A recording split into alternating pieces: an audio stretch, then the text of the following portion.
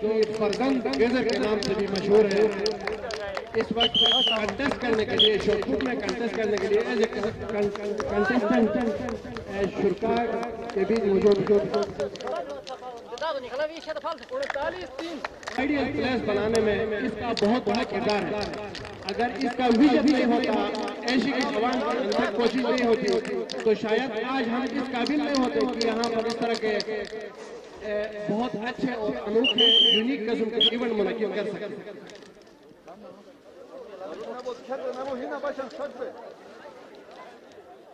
इस वक्त शायकीन से गुजारिश है